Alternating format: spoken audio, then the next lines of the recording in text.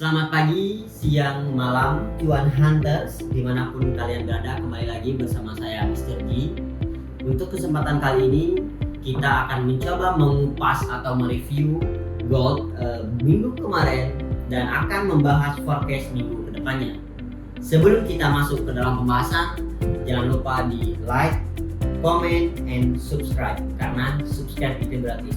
Sebelum kita masuk videonya, saya kasih waktu 5 detik untuk subscribe. 1, 2, 3, 4, 5. Oke, pastikan Anda sudah subscribe semuanya dan mari kita masuk ke video. Weekly-nya si gold ini dengan open di 1948 dan high-nya sudah mencapai untuk hari ini. Video yang sedang diambil ini gold high-nya 1970, low-nya 1938 dan sekarang running di harga 1962. Berarti dari high dan low dia ada berjarak sekitar 32 poin untuk minggu ini ya. Dan 2 hari kemarin sebenarnya itu cukup volatilitas ya untuk market gold sendiri. Itu disebabkan karena keraguan para investor akan kebijakan The Fed ini. Nah, jadi kebijakan The Fed ini agak simpang siur nih. Mereka akan menaikkan suku bunga atau mempertahankan suku bunga yang sudah ada gitu. Nah, jadi nanti tanggal 14 ataupun tanggal 15 dini hari ya. 15 dini hari itu The Fed akan melakukan meeting FOMC dan kita akan tahu di situ seperti apa sih kebijakan The Fed itu. Oke. Nah, selain itu gold sempat menyentuh harga 1939 di lower low dan langsung semalam gold merecovery dengan V-shape. Itu disebabkan oleh jobless claim yang minggu kemarin itu 232.000, forecastnya itu 235.000, ternyata aktualnya malah jobless claimnya itu buruk untuk USD.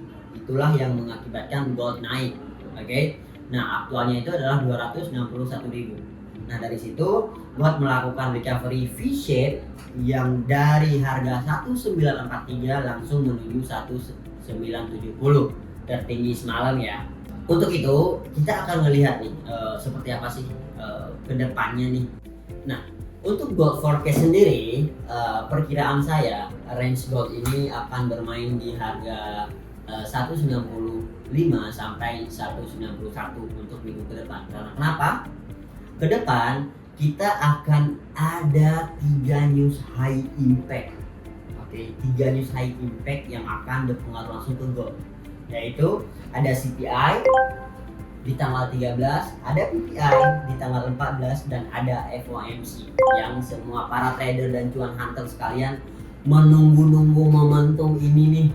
Ketika FOMC rilis, kemungkinan gold dalam minggu ini tuh ya bisa bermain di angka 50 poinan sih kalau menurut analisa saya ya, high low-nya. Nah, untuk CPI sendiri kita akan ngebahas sedikit, kita kulik CPI ya. Oke, sekarang CPI-nya inflasi Amerika itu ada di 4,9%. Dengan data-data yang sudah ada dari NFP, dari jobless claim, dari ISM manufacturing yang minggu kemarin rilis itu, kemungkinan CPI US ini akan berkurang. Artinya ketika CPI berkurang, inflasi berkurang, otomatis harga mata uang USD itu akan menurun dan itu baik untuk gold. Ada kemungkinan di tanggal 13 nanti pas CPI rilis gold akan naik, cenderung naik. Oke. Dan ada lagi PPI di tanggal 14-nya. Kemungkinan ketika CPI ini sudah melemah dan inflasi ini mulai menurun ya, PPI juga kemungkinan akan ikut menurun gitu. Jadi kalau CPI kan inflasi ya, kalau PPI ini production, itu kemungkinan akan juga turun gitu. Jadi ada 2 hari kenaikan gold di minggu depan gitu. Dan ketika FOMC rilis, nah ketika melihat si CPI-nya ini berkurang, inflasinya ini berkurang, otomatis kalau dari analisa saya FOMC ini gold akan dibanting ke bawah. Why? Kalau misalnya dibanting ke bawah itu berarti FOMC-nya ada kenaikan suku bunga. Dan tetapi kalau misalnya tidak dinaikkan suku bunga, gold itu akan terbang melebihi batas mingguan, tertinggi mingguan ya.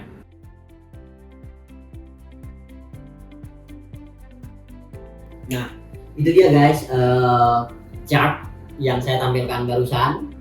Itu bisa teman-teman screenshot untuk menjadi panduan teman-teman pergerakan gold selanjutnya akan kemana. Oke, ikuti terus kami. Terima kasih sudah menonton. Semoga bermanfaat. Kita ketemu lagi minggu depan. See you.